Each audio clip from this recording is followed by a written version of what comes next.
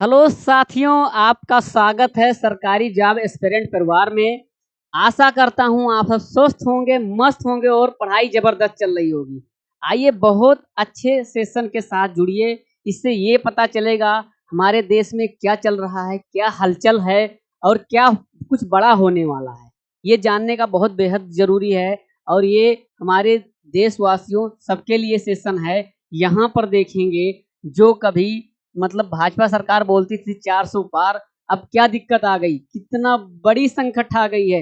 यहाँ पर देखिए, नीतीश बनेंगे पीएम या मोदी संभालेंगे कमान, क्या होगा जनादेश का सम्मान, जानिए किसकी बनेगी सरकार।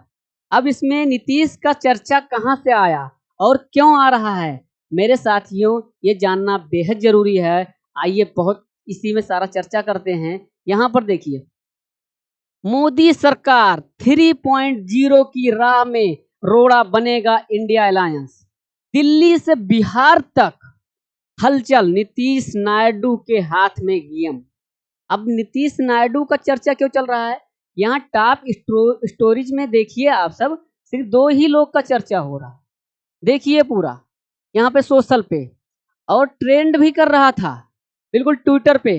यहाँ पर देखिए अब क्या है, कितना बड़ा, जिसको दल बदलू बोलते थे लोग, आज उन्हीं को ढूंढ रहे हैं और कहीं ना कहीं जरूरत पड़ रही है तो कभी कोई किसी के काम आ सकता है। ये भी जान लीजिए मेरे साथियों। ऐसा कोई सोच ले या कोई पार्टी सोच लिए या पार्टिकुलर कोई अपने लाइफ में सोच ले कि हमारी किसी से जरूरत नहीं पड़ेगी, ऐसा कंडीशन नहीं। समय कभी भी पलट सकता है। एक समय ऐसा था अभी कि 400 पार चिल्ला रहे थे, दो बार से बीजेपी जो थी पूर्ण बहुमत में थी और सरकारें अच्छी चलाई। और तीसरी बार ऐसा हुआ कि जहां उससे ज्यादा आशा देखे, उसके बाद में इतनी बड़ी दिक्कत आ गई कि गठबंधन का सहारा लेना पड़ रहा है, तभी सरकार चला पाएंगे। अगर गठबंधन का सहारा नहीं लेंगे तो सरकार नहीं चला पाएंगे। और इसमें बहुत बड़ी दिक्कत आ जाती है गठबंधन की कि सबका सुनना पड़ता है और अपने फ्रीडम से, अपने हिसाब से वर्क नहीं कर पाते हैं। अब आइए इन्हीं के बारे में चर्चा करते हैं कि नीतीश और नायडू को क्यों जरूरत पड़ रही है। यहाँ पे देखते हैं। देखिए मेरे साथियों, नई सरकार की कुंजी टीडीपी और जेडीयू के हाथ, इन पर विपक्ष की भी निगाहें। यहाँ पर देखिए, यह ट्रेंड भी कर रहा था ट्विटर पे। यहाँ पर देखिए, अब यहाँ पे सबसे बड़ा जोक समझ लीजिए या कोई अच्छी बात समझ लीजिए, नीतीश सबके हैं। नीतीश सबके हैं। जो सबका होता है वो किसी का नहीं होता है, जो किसी एक का होता है वो सबका नहीं होता है।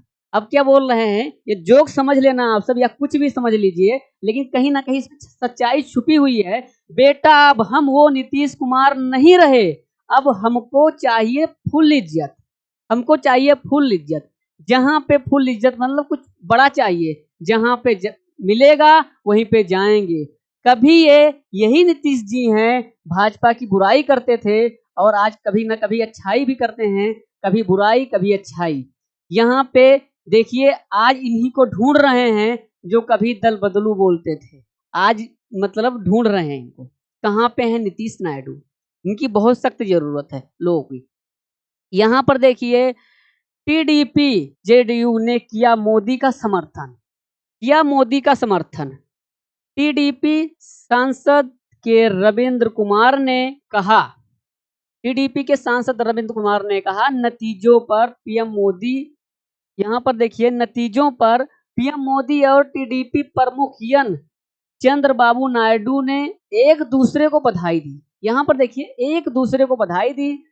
टीडीपी टीडीपी ने हमेशा पीएम मोदी के साथ विजन साझा किया है और वही हमारे पीएम चेहरा होंगे। ये कौन बोल रहा है? टीडीपी। यहाँ पर देखिए, जेडीयू प्रवक्ता अभिषेक झा ने कहा, हम औपचारिक रूप से एनडीए में हैं। क्या बोले? हम औपचारिक रूप से एनडीए में हैं, सरकार गठन में भाग लेंगे। वहीं वरिष्ठ नेता केसी त्यागी ने कहा, हम एनडीए में हैं, ये भी कहे एनडीए में हैं, यहीं रहेंगे और बोले यहीं रहेंगे। हमारा यह हमारा अंतिम फैसला है। यहाँ बोले यह हमारा अंतिम फैसला है, देख लीजिए इतनी सीटें नरेंद्र मोदी का करिश्मा है। क्या बोल रहे हैं? इसके बाद में अगला देखते हैं। देखिए मेरे साथियों, लोकसभा चुनाव 2024 के नतीजों आ चुके हैं। भारतीय जनता पार्टी बीजेपी के नेतृत्व वाले राष्ट्रीय जनतांत्रिक गठबंधन एनडीए ने तीसरी बार बहुमत हासिल कर लिया। एनडीए गठबंधन ने, यहाँ पर देखिए एनडीए गठबंधन ने 292 सीटें जीती है। विपक्षी इंडिया ब्लॉक ने 234 सीटें पर जीत हासिल की है। यहाँ पर देखिए, अब मेरे साथियों यहाँ पर ध्यान दीजिए, क्योंकि भारतीय जनता पार्टी को पूर्ण बहुमत प्राप्त नहीं हुआ है। जीत तो हुई है, पूर्ण बहुमत प्राप्त नहीं हुआ है, इसलिए उन्हें गठबंधन के सहारे सरकार बनाने होंगे। यहाँ पर देखिए गठबंधन के सहारे सरकार बनाने होंगे। यहीं से प्रारंभ होती है एक बार फिर गठबंधन सरकार की राजनीति, यहीं से प्रारंभ होती है। इसमें यह भी बताएंगे मेरे साथियों कि क्यों इतना सीटें गिर गई, क्यों इतना हार गए। जो 400 पार चिल्ला रहे थे, आज उनको सरकार बनाना भी मुश्किल हो रहा है। ये भी एक फैक्ट है और जानेंगे, बहुत बड़ा बड़ा मुद्दा छुपा है इसमें, आगे सब डिस्कस करेंगे। यहाँ पर देखिए लोकसभा चुनाव के नतीजे का सबसे बड़ा संदेश यह है कि देश में एक बार फिर से गठबंधन राजनीति का दौरा लौटा है। नरेंद्र मोदी की पहली दो पारी में, यहाँ पर देखिए नरेंद्र मोदी की पहली दो पारी में बीजेपी को अकेले दम पर बहुमत था, लेकिन इस तीसरे टर्म में उन्हें सहयोगियों पर निर्भर रहना होगा। इससे छोटे छोटे दलों और सहयोगी की पूछ बढ़ेगी। साल 2001 में गुजरात में बतौर सीएम, कहाँ पे मेरे दोस्तों, गुजरात में बतौर सीएम पहली बार कोई पद संभालने के बाद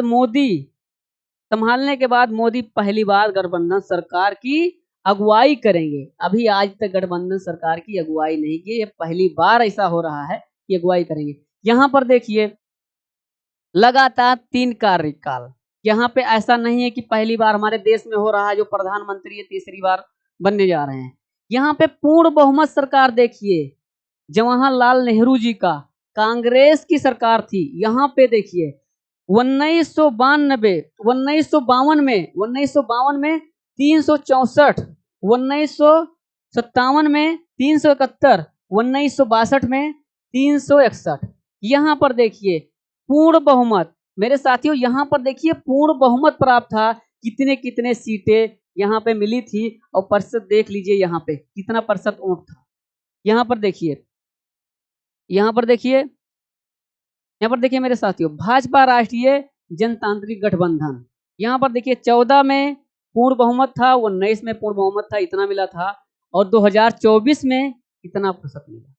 और यहाँ पे प्रतिशत में भी देख सकते हैं। अब क्या होगा, तीन बारी का कार्यकाल देखे हैं, ऐसे कांग्रेस में भी हुआ है और ऐसे भाजपा में भी हो रहा है। और यहाँ के देख ले रहे हैं, पूर्ण बहुमत से 3 बार प्रधानमंत्री बने हैं। यहाँ पर देखिए आप एक बार देख लीजिए, ये पूरा डाटा है, बिल्कुल एक्चुअल डाटा है। आप देख सकते हैं कितनी सीटें किसको किसको मिली। लेकिन इसके बारे में आगे हम बढ़िया बताएंगे, हर एक राज्य में कि क्यों सीटें चली गई, क्यों क्या क्या हुआ। यहाँ पे आइए देखिए, भारतीय जनता पार्टी 240, कुल 240, भारतीय राष्ट्रीय कांग्रेस 99, समाजवादी पार्टी 37 सीटें हासिल की। यहाँ पर देख लीजिए, ऐसे पूरा पार्टिकुलर लिखा हुआ है, आप देख लीजिए जितनी पार्टियां थी और सबको इतने इतने सीटें मिली।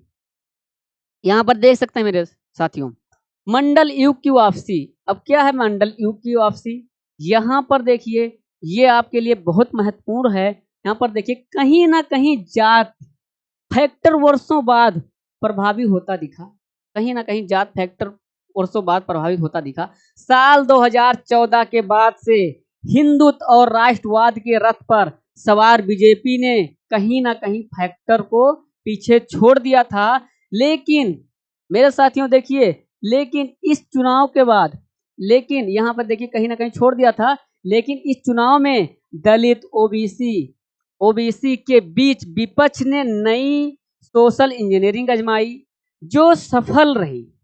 कहीं ना कहीं युवाओं ने भी संदेश दिया कि अब उनके लिए बेरोजगारी बड़ा मुद्दा है, जिसपे कोई ये सरकार बात नहीं कर रही थी। यहाँ पर देख सकते हैं बड़ा मुद्दा बेरोजगारी है। यहाँ पर देखिए, ये देखिए आप, प्रधानमंत्री मोदी की राजनीति और नैतिक हार हुई। खरगे ने क्या कहा, इन्होंने खरगे ने कहा प्रधानमंत्री मोदी ने कांग्रेस घोषणा पत्र के बारे में जैसा झूठ फैलाया शायद ही आज तक किसी प्रधानमंत्री ने ऐसा किया। यहां पर देखिए, दिल्ली की 7 सीट पर फिर कमल खिला। अब यहां पर देखिए, एक भी सीटें नहीं पाई। इसके पीछे भी बहुत बड़ा कारण है, इसके पे एक सेशन लेके आएंगे। आइए यहां पे देखिए जो बात चल रही थी। आज देखिए जीत और हार का राजवार विश्लेषण। यहां पर देखिए, राम मंदिर का नैरेटिव कमजोर पड़ा, गठबंधन ने संभाला। यहां पर देखिए क्या मुद्दा चल रहा था, राम मंदिर का मुद्दा चल रहा था और यही भाजपा का था, राम मंदिर का मुद्दा। लेकिन ये कमजोर पड़ा, इससे कोई बड़ा उपलब्धि नहीं हासिल हुई इनको, क्योंकि बेरोजगारी पे बात नहीं कर रहे थे और जो समस्याएं हैं उस पर बात नहीं कर रहे थे। इस पे अब संभालना, गठबंधन के सहारे सरकार बनाना पड़ रहा है। यहाँ पर देखिए, भाजपा ने अयोध्या समेत हिंदी बेल्ट में ही 67 सीटें गंवाई, दक्षिण में नए दरवाजे खुले। यहाँ पर देखिए कितने सीटें, इतने सीटें गंवाई। बहुत बड़ी बात होती है, बहुत बड़ी इस सीटों की संख्या है। ये नॉर्मल सीटें नहीं है, इसे एक सीटें हासिल करने के लिए बहुत ताकत लगाना पड़ता है, बहुत कुछ करना पड़ता है। यहाँ पर इतनी सीटें चली गई। हिंदी बेल्ट की 205 सीटों में से 127 सीटें जीती भाजपा। 19 में देखिए, 19 में 194 जीती थी। यहाँ पे 127 और वहां पे 194, कितनी बड़ी बात थी। और यहाँ पे जो सब चर्चा चल रहा है, यहाँ पर देखिए, नरेंद्र मोदी और राहुल गांधी ऐसे बने मजबूत। यहाँ पे सबका एक मुद्दा था। यहाँ पर देखिए, मजबूत फैसलों की सरकार, राम मंदिर और हिंदुत्व, यहाँ के बारे में G20 आयोजन से देश का मान बढ़ा, यही सब इनका मुद्दा चल रहा था। फ्री राशन और लाभार्थी वर्ग, विकास की राह चुनी। यहाँ पर देखिए, और ऐसे ऐसे इनका सारा चीजें हैं जिस मुद्दा पे बात हुई। कहीं ना कहीं सबसे ज्यादा लाभ मिला राहुल गांधी को, सबसे ज्यादा इनके सरकार को मिला, जो एक मतलब कई पार्टियां मिलके आगे बढ़ रही थी। यहाँ पर देखिए, और आज भी देखिए, यहाँ पे मध्य यूपी में सपा की साइकिल ने मचाया धमाल। कभी भी कोई सोचा नहीं होगा कि लोकसभा सीटें यहाँ पे इतनी बड़ी संख्या में सपा की जीत होगी। लेकिन क्यों ना जीत हो मेरे साथियों, आज बात तो कड़वी है लेकिन कहीं ना कहीं हकीकत है। इसमें क्या हुआ कि आदित्यनाथ, माननीय मुख्यमंत्री जी आदित्यनाथ योगी जी ने कोई काम ढंग से नहीं किया। अगर एक पढ़े लिखे से पूछे तो वो बताएंगे। अगर आप सर्वे तौर पे देखिए, कहीं पर देखिए, एक एक रिकॉर्ड निकाल लीजिए, कोई काम अच्छा नहीं किया। कहते गुंडागर्दी खत्म कर दिए, गुंडागर्दी क्या खत्म कर दिए, गांव में वैसे चल रहा है, लोग गरीब लोग ऐसे सताए जा रहे हैं, जिसका आज भी थाना नहीं सुन रहा था, ना पहले भी थाना सुन रहा था। यहाँ पे बड़े बड़े लोग को, जिससे इनकी खुद की पर्सनली दुश्मनी थी, वो जाके उनको खत्म किए, कि गुंडागर्दी खत्म किए, उनको टारगेट बनाए। अरे गांव लेवल पे करो, प्रशासन टाइट करो, हर चीज में हो, कहीं सुनवाई हो।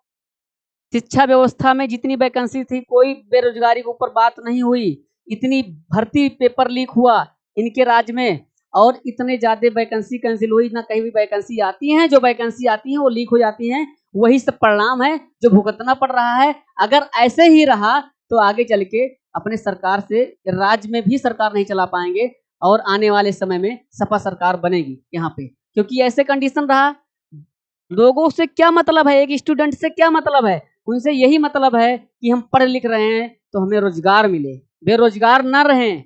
तो इतनी पढ़ने लिखने के बाद में जब वैकेंसी नहीं आती है, और वैकेंसी आती है सही तरीके से परीक्षा नहीं होता, और परीक्षा भी होता है वो कैंसिल भी हो जाता, लीक होता है, कैंसिल भी हुआ तो बहुत लंबा टाइम। जब लंबा टाइम पहले से लेना था, तो जब सरकारें यहाँ पे परीक्षा निर्धारित हुआ था, 1 महीने में डेट आई, उसके बाद में 1 महीने के अंदर पूरा की परीक्षा होके खत्म हो जाएगा। लेकिन अब क्यों इतना जल्दी नहीं हो रही है? यहाँ पर देखिए 80 सीटों में 37 सपा, 33 भाजपा, 6 कांग्रेस, 2 रालोद। यहाँ पर देखिए कैसे हुआ, यहाँ पर देखिए राम मंदिर का नैरेटिव फेल। यहाँ पे भाजपा फैजाबाद अयोध्या इसी में है, सीट ही 54,000 से ज्यादा वोट से हार गई। यहाँ पर देखिए जो अयोध्या सीट थी 54,000 से ज्यादा हार गई, क्या बहुत बड़ी बात हो गई यहाँ पे। आइए यहाँ पर देखते हैं, कांग्रेस ने 10 साल में पहली बार खोला खाता। यहाँ पर देखिए मेरे साथियों जो इस पे बात होगी, राजस्थान में 25 में से 14 भाजपा को, 8 कांग्रेस ने छीनी, सीट मिली इनको। और ये चीजें कैसे हुआ, ये भाजपा के बारे में इतनी इतनी सीटें मिली, लेकिन ये कैसे हुआ कि जो भाजपा की वहां पे सीटें गई, यहाँ पर देख सकते हैं आप लोग, यहाँ पे जातियों ने भाजपा का गणित बिगाड़ा। जो जातवाद कर रहे थे, आरक्षण को लेकर SC ST में नाराजगी, जाट राजपूतों में गुस्सा, गुज्जर मीना एक हो गए, भाजपा का वोट शेयर 60% से घटकर 49% पर आ गया। यहाँ पर देखिए ऐसे हरियाणा में हुआ, सबसे बड़ा यहाँ पर देखिए हरियाणा में 10 में से 5 ही सीटें बच पाई भाजपा। यहाँ पर देखिए और 2019 में 10 में 10 जीती थी। कितना जीती थी? 2019 में 10 में 10 जीती थी। कैसे हुआ ये? किसान आंदोलन, क्योंकि सुनवाई नहीं हुई यहाँ पे। उसके बाद में पहलवान के विद्रोह का असर होने का भाजपा को अपनी आधी सीट गंवानी पड़ी। यहाँ पे इतना पहलवान के विद्रोह में कोई सुनवाई नहीं हुआ, लाठी डंडा भी चार्ज हुआ। वैसे तो मोदी सरकार बोलती थी बेटी पढ़ाओ, बेटी बचाओ, बेटी पढ़ाओ, और कोई भी इनका नारा नहीं समाप्त, कोई चीज सही नहीं हुआ। आज के डेट में इनको आधी सीट गंवानी पड़ी। अगर ऐसे कंडीशन रहा तो वहां बिल्कुल सब आगे चल के सब साफ होगा। बिहार में, बिहार का देखिए JDU के साथ से भाजपा बड़े झटके से बची। इंडिया का वोट शेयर 9% बढ़ा, और यहाँ पर देखिए सीटें 7 ली। यहाँ पर देखिए वही हाल ये चीजें सेम चीजें हैं। यहाँ पे जो चीजें हुआ कैसे हुआ, यहाँ पे देख सकते हैं। इंडिया का वोट शेयर 9% बढ़ा, एनडीए का 2% घटा। यहाँ पे चुनाव से पहले JDU के साथ लाकर भाजपा बड़े नुकसान से बच गई, चुनाव से पहले लेके आई। यहाँ पर देखिए मेरे साथियों, झारखंड में सभी पांचों ST सीट हारी भाजपा। देखिए कितना बड़ा झटका लग रहा है। और यहाँ पर देखिए पंजाब में खाता नहीं खोल पाई भाजपा। तो हर राज्य में यही सिचुएशन आ रहा है, तो कहीं ना कहीं बहुत बड़ा कारण है, कहीं ना कहीं। यहाँ पर देखिए राज्य वाइज देख रहे हैं आप सब। यहाँ पर देखिए आप लोग कि नॉर्थ ईस्ट, यहाँ के 8 राज्यों की कुल 25 सीटों में से 13 भाजपा 7 कांग्रेस जीती। मणिपुर में भाजपा दोनों सीटों हारी, वजह मणिपुर का हिंसा।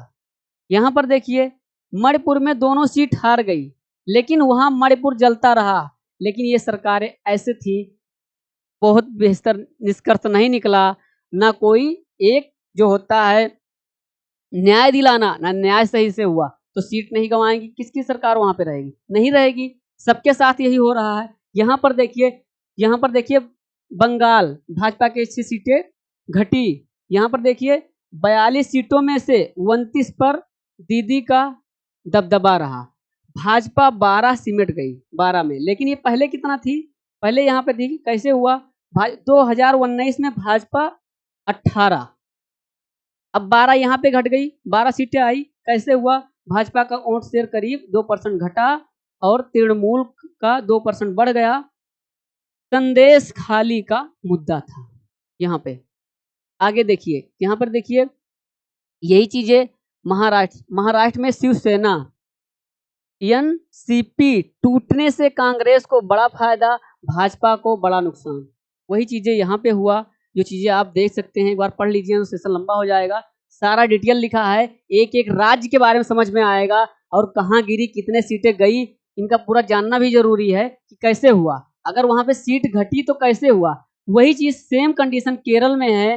केरल के बारे में देख लीजिए, यहाँ पे कैसे हुआ सारा चीजें। अगर सीट जा रही है मेरे साथियों और कुछ ऐसे हो रहा है तो उसके बारे में जानिए, ऐसे मतलब भ्रम में मत रहिए कि ऐसा क्यों सीट घट गई, वहाँ क्या मुद्दा चल रहा था। शायद उस समय आप उस मुद्दे में ध्यान दिए होंगे, उस वहाँ पे क्या चल रहा था उसमें ध्यान दिया, तो कम से कम आज पता चल जाएगा। यहाँ पर देखिए स्मृति ईरानी, यहाँ पर देखिए स्मृति ईरानी समेत 4 केंद्रीय मंत्री हारे। केंद्रीय मंत्री हारे, इसका बहुत बड़ा फैक्ट है। क्यों हारे? जब अच्छा काम नहीं करेंगे तो हारेंगे ही हारेंगे। यहाँ पर देखिए।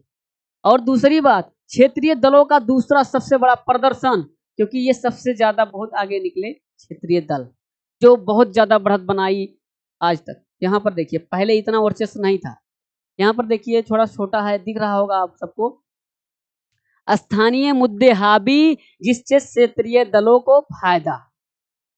यहाँ पर क्या हुआ मेरे साथियों, अब की बार 400 पार का नारा भले ही धरातल पर नहीं उतरा, लेकिन लगातार 10 साल तक सत्ता में रहने के बाद भी भाजपा का, यहाँ पे भाजपा का वोट शेयर, एक मिनट साथ, भाजपा का वोट शेयर 1% भी नहीं घटा है।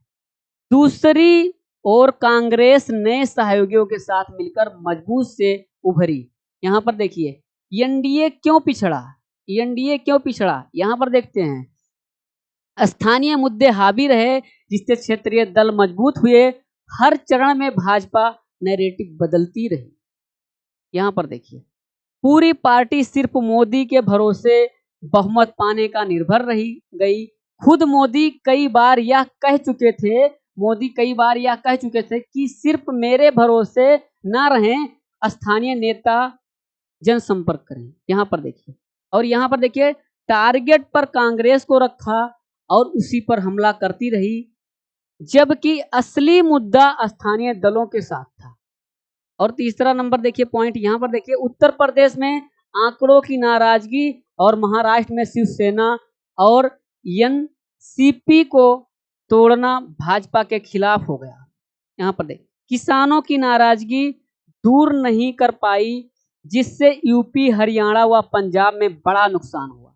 इसका भाजपा, यहाँ पे कई स्थानों पर पार्टी ने प्रत्याशियों को चुनने में चूक कर दी। यहाँ पर देखिए आरक्षण की काट नहीं ढूंढ पाने के कारण अनुसूचित जातियों की 18, अनुसूचित जनजाति की 6 सीटों का नुकसान हुआ। यहाँ पर देखिए उनका यहाँ पे इतना नुकसान हुआ। आगे देखते हैं। देखिए एक एक चीज आपको पता होना चाहिए। यहाँ पर देखिए मेरे साथियों, यहाँ पर देखिए हमारे खाते सीज किए गए, सीएम को जेल में डाला, पर जनता ने संविधान को बचाया। यहाँ पे ये चीजें हैं, ये सारा चीजें डिटेल लिखी है, यहाँ पे बिल्कुल ध्यान दे सकते हैं अच्छे से, एक एक पॉइंट। यहाँ पर देखते हैं मेरे साथियों, मतदाताओं ने बता दिया कि उनके लिए मुद्दा माने रखते हैं। क्यों नहीं मुद्दा माने रखें, जब मुद्दे पे बात होगी और उनके लिए बहुत, उनके हित में बहुत अच्छा होगा, तभी उन्हीं तरफ जाएंगे और वोट देंगे। किसी सरकार से किसी का विरोध नहीं होता है, जो सरकार उनके लिए अच्छा करेगी उन्हीं के पक्ष में जाएंगे, इसीलिए हमारा संविधान बना हुआ है। यहाँ पर देखिए, यहाँ पर मेरे साथियों देखिए, पीएम मोदी ने 20 से ज्यादा राज्यों में 160 रैलियां की। एनडीए इसमें से 52% सीटें जीती। राहुल की 64 रैलियां का ट्रैक रेट 38%। यहाँ पर देखिए 38% रहा। दल बदलू भाजपा में आए 56 में से, यहाँ पर देखिए आए 56 में से 22 कांग्रेस के, 29 में से 6 जीते। यहाँ ये चीज देखिए मेरे दोस्तों, यहाँ पर देख सकते हैं भाजपा ने सबसे ज्यादा 69 महिलाओं को, तो कांग्रेस ने 41 को टिकट दिए। लेकिन लोकसभा चुनाव 2024 में महिला प्रत्याशियों की संख्या इतिहास में सबसे ज्यादा है। इस बार 75 महिला जीतकर संसद में पहुंची हैं। यहाँ पे पूरा देख लीजिए, पूरा इसका ये 24 का है मेरे साथियों, और यहाँ पे 2019 का है, ये 14 का है। यहाँ पर देखिए देश के 8 राज्यों से एक भी महिला सांसद नहीं चुनी गई, इसमें से 6 पूर्वोत्तर से। यहाँ पर देखिए 176 सीटों पर महिलाओं ने पुरुषों से अधिक वोट डाले, इसमें 62 पर भाजपा को फायदा। यहाँ पर देखिए जो इनको भी एक वोट के चक्कर में इनको सबको भी उतारते हैं, वही इनके यहाँ पे फिल्मी सितारे हैं, इनकी सबकी भी हार हुई। यहाँ पे लोकसभा चुनाव में फिल्मी सितारों का स्कोर कार्ड यहाँ पर देखिए 11 में से 7। यहाँ पे कंगना रनावत ने जीती, अरुण गोविल ने बीजेपी से जीते, यहाँ पे मनोज तिवारी ने जीते, और यहाँ पे जो निरहुआ हैं ये हार गए, यहाँ पे पवन सिंह हार गए, और यहाँ पे ऐसे इनका हर चीज रहा। जब काम नहीं करेंगे और अच्छे से कोई काम नहीं कर पाएंगे, लोगों के हित में काम नहीं होगा, तो सीट जानी ही पड़ेगी। बड़ी बड़ी बातों करने से नहीं होता है, एक काम करने से होता है।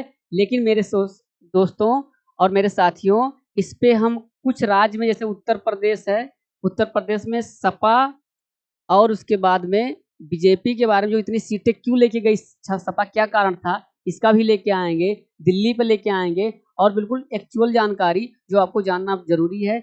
ओके मेरे दोस्तों, चलिए अगले सेशन में मिलते हैं। जय हिंद, जय भारत।